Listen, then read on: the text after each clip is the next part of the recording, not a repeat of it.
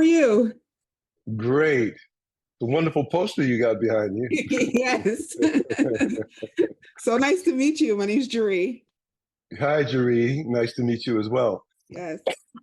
So yeah, we're here to talk about Divorce in the Black. I want to thank you for taking the time to speak with me. I know everybody's busy. Absolutely. Absolutely. My pleasure. I like talking about Divorce in the Black. It's a good movie. It's a Yeah, really good movie. good. So you play Ava's father. Ava's played by Megan Good. And so what can you tell us about your character? Well, I am a loving, supportive father who happens to be a preacher as well. Hmm. I care for the small community that we live in, uh, and so, as all fathers are, I'm concerned about the relationships that my daughter has and the way that she's being treated. Mm. And in this case, I'm not so happy because she's involved with a young man whose family is notorious Mm. um, for um, for ravaging the community. Okay. Wow. So he's a pastor in the film, like you said. So Yes. is that one of the reasons that drew you to the role? So what drew you specifically to the role? Well, you mean being a pastor? I mean, that's such like in the Black community, like we just know the church, you know what I mean? We're so familiar with the church. And Right. I love those type of movies and that aspect of it. So I was just interested if that's one of the reasons that drew you to the role. No, I have a very funny story about that. Okay. Um, so I, um, I go to Atlanta, Mhm. and my work ethic is pretty well known. I work hard, Yeah. and I spend a lot of time working on the part. And so we were supposed to begin filming Monday morning. I don't remember the date, maybe the 19th or something like that. Monday morning, and my set call was like um, I believe it was like maybe 6 or 7. Okay. Um, and so I was studying until around midnight, Mhm. and I was getting ready to go to bed, but then I was tinkering, me, because I got this nervous energy about starting. And then a ding came on my and so when I uh, put the book down, Mhm. I was Ava's father, concerned father, and that was it. And so it was just straight father. 2 o'clock in the morning, I get the new script, and now I'm the preacher and the father, and it's like this whole the Oh, wow. opening scene in the movie, which I will not divulge, but you got Right. to see it because it's unbelievable. It's unbelievable what happens. And now I'm the preacher, and so my role completely changed Oh, at wow. 2 o'clock in the morning on the day of the shooting. That is, I wouldn't be able to sleep. Like I got to change my whole thought process. How Yeah, did it was you like, change that? oh my God. Look, Debbie Morgan, who played my wife, when we got in the car in the morning, she said, can you believe the script? She said, oh my God. He looked at, she said, and Richard, better you than me.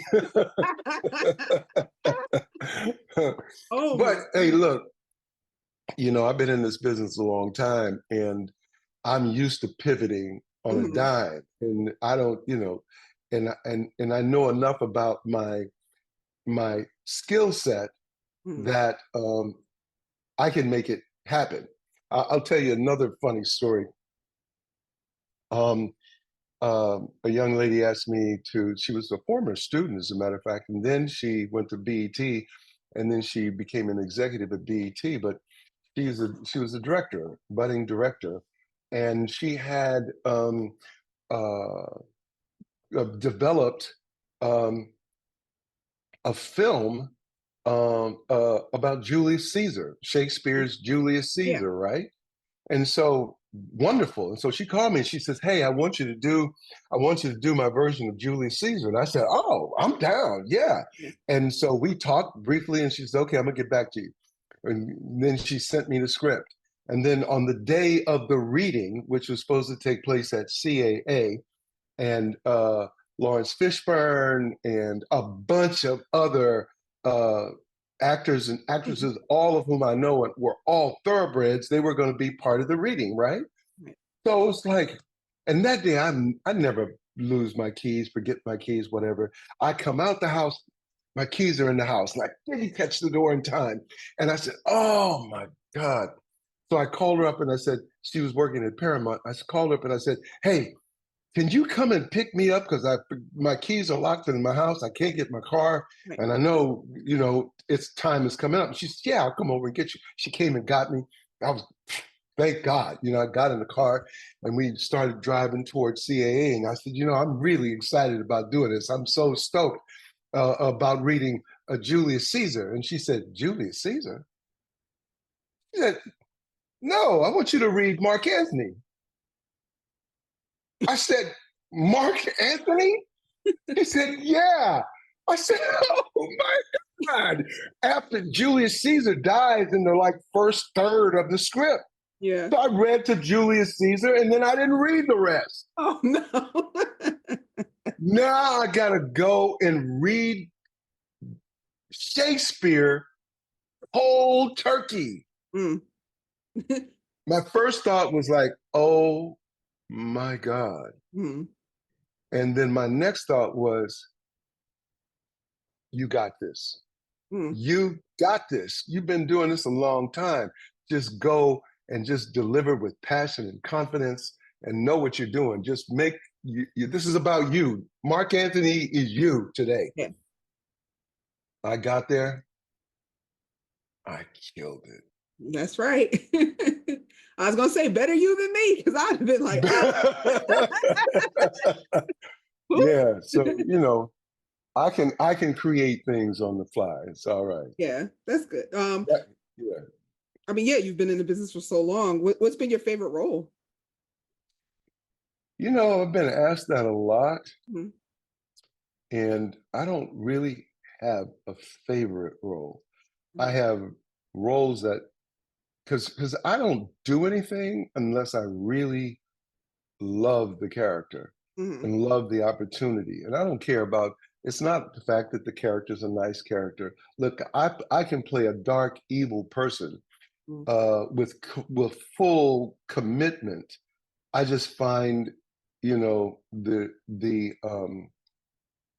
the reality of who that human being is. He's that way for a reason. How did he get there? You know what I mean? And so you're going to find a journey that at the end of the day, he may have done some terrible things, but somewhere in him, if if he had just made a different choice or gone a different way, or somebody didn't abuse him, or he wasn't suffering PTSD, that that he might not have done the things that he did. So I look at all characters from an empathetic point of view, and I love all the characters that I played. As I look back, and I have a wall full of photographs of stuff that I've done, Mhm. and certain characters kind of they were interesting characters and they were different and they were against the grain, and it was like I'm fond of certain characters, but I don't really have favorite characters. Like I can think about doing. I did a play called Streamers Mhm. at the Westwood Playhouse, which is now um, uh, the I forgot what it's called, the Geffen Theater, Okay. and that play kind of changed my life because um, uh, we ran for maybe 4 or 5 months, and I played a character who kills two people in the play. Mhm. And over the course of those 4 or 5 months, 14 people passed out or had heart attacks watching that play. Oh. And it's in terms of what was delivered in that play by myself and the other actors in it. But my character was was the motivating force behind the trauma that people experienced. Now, the interesting thing is that all 14 people were men. Oh, Men don't process feelings the way women do. that's true. You know, we get a little stuck, you know, and those men were stuck, and the paramedics would come in right during the middle of the play and never stop. And you know, Mhm. woman would say, "Oh God, John, is there a doctor in the house? Is there a doctor in the house? John, John." People around them would be looking like, "Oh my God, wait, is this part of the play or what?" Yeah. You know, because it was just so intense. But I love every character that I play, or I don't play them. I don't care how much money. Yeah. And you said, of course, you said you work with Debbie Morgan. How's it working with her? Debbie has been my wife or my woman maybe 4 times. Right. We have such a wonderful chemistry. Hmm. We work well together. You know, we did a play called uh, uh, shoot, I forgot the name of the play now. Um, uh, it was a family. She was my wife, and we had like 4 kids, and a bunch of wonderful people were in the play, and I mean in the film. It was a 2-part film, and we did that, and then what else did we do? We did Divorce in the Black, Hmm. uh, Beauty in Black, which is a Netflix series that's coming up after this, Hmm. 16 episode Netflix series, and then and I think we got 4-year commitment on that. And then I worked with Debbie in We the People, where she was an attorney, I was an attorney, and my daughter was in it and played my daughter. So I love working with Debbie, and I've been Yeah. knowing her, you know, from the 70s.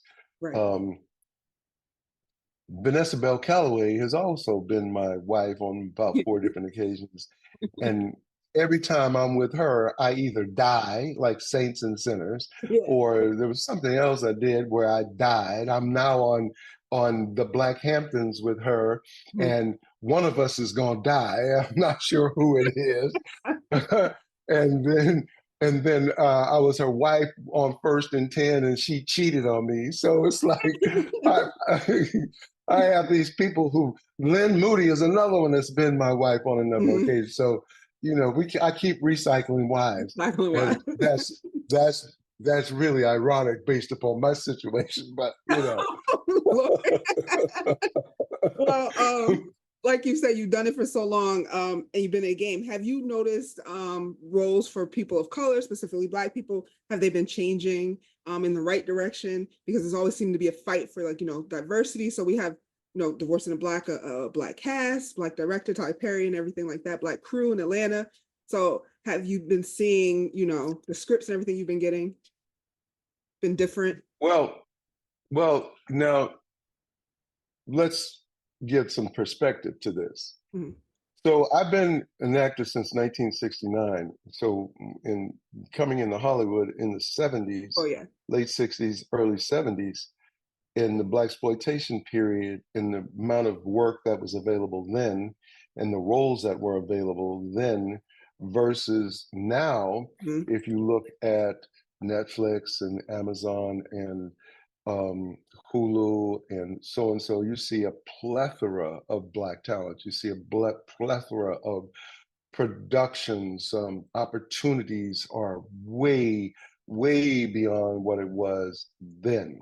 Right. Um, you know, so if I look at the journey that I've taken, I've seen a tremendous change. But that doesn't necessarily mean that the industry has caught up or that it's doing what it should be doing or that color is not an issue. Color is always, it's always been an issue. And you know, if we look at what's going down now politically, it's being magnified now.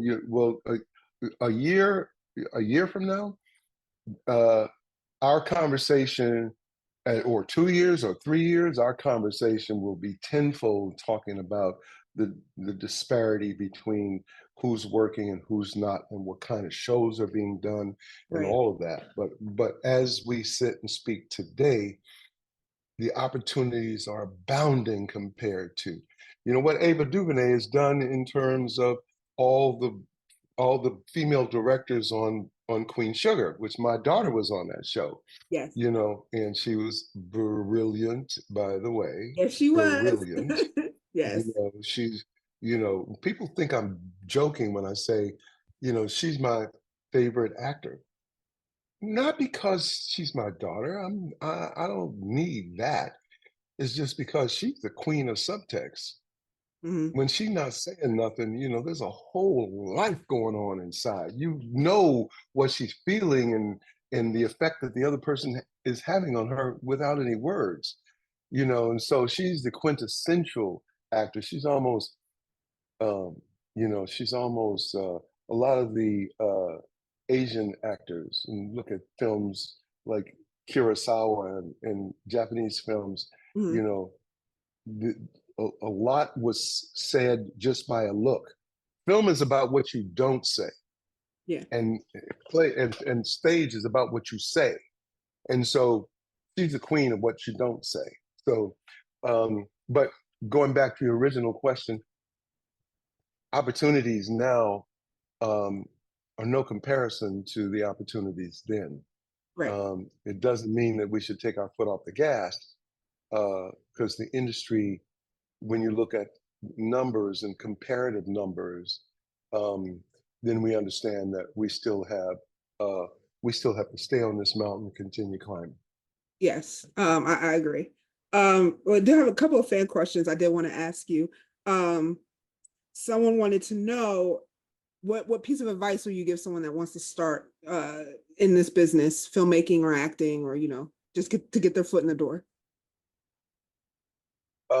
Pick up a camera, Mhm. which is your iPhone or your Samsung or your I, Android phone, um, and start shooting. That is the quickest route to beginning to understand the art of film and filmmaking. Study, take a start right where you are with the things you like and figure out why you like them and how they told that story, and become, you know, start beginning to tell your story. Now, in the meantime, go and get some training. Mhm. One of the things today with young people is that they want things so quickly Right. that it's almost like Folgers coffee. You know, you don't brew it. You take it, you heat water, you stir a little thing, you stir it up, and you got coffee. Okay, you do.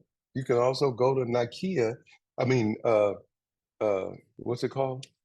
Uh, to the furniture place.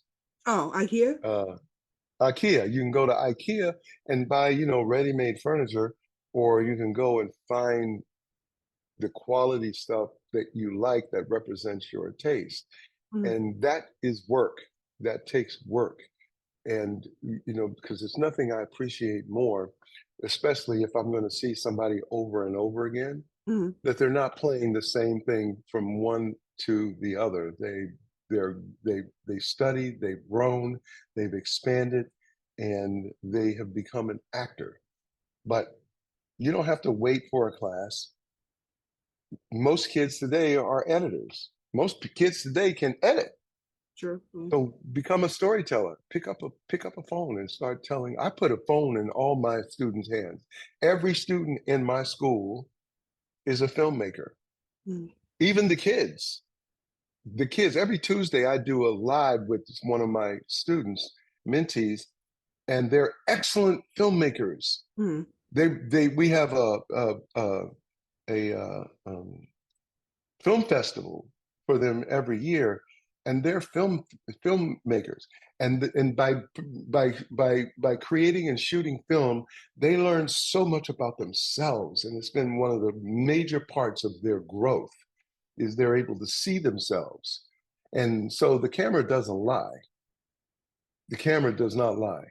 Yeah. You might think you all cute and that, and you didn't squeeze yourself into this outfit, but that camera is going to show your stomach. and it's going to show the quality of your skin. It's going to show Mhm. your hair. It's going to show it all. You can't, it doesn't lie. So you want to learn about yourself and you want to become a great artist, start filming stuff, especially yourself in your movies. Wow, that's such great advice. Well, I know I'm out of time, but one last question, if you can. You've worked with so many talented people. Is there someone that you haven't worked with yet that you were hoping you will work with, or that you get to work with soon? Or Um, I tell you, two people. I did a play back in New York called The Mighty Gents, and it was a mobile tour that the Public Theater did.